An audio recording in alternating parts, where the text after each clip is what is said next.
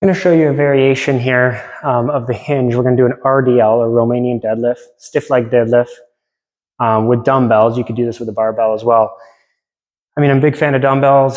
I think for athleticism, it's nice to have some free weight that you can move about and not lock yourself into a position.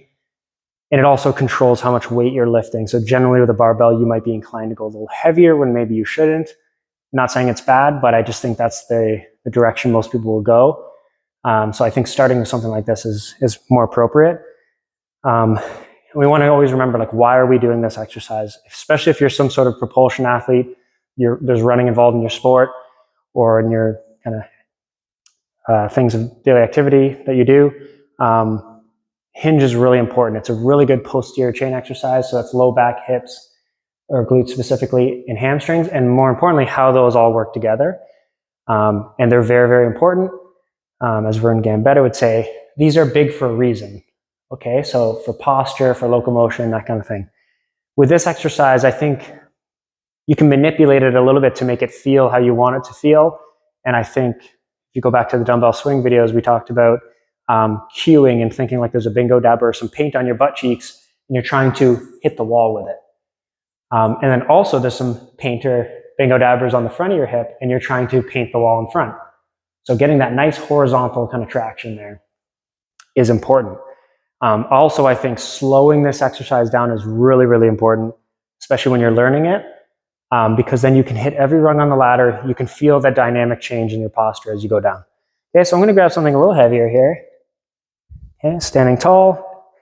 I'm going to start shoulder width apart. You can play with your stance. If you add a little more external rotation, it can change how the glutes act, but generally, I think it's better to start kind of shoulder width apart. Weights are kind of right on my thighs here. I'm bracing my midsection. We have this nice, strong, proud posture. Bracing, chest comes forward as the hips go back at the same time.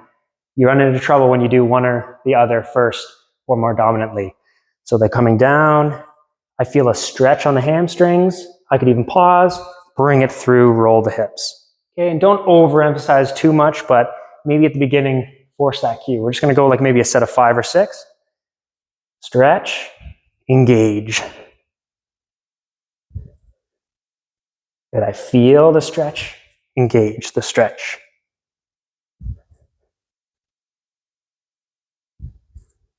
Alrighty.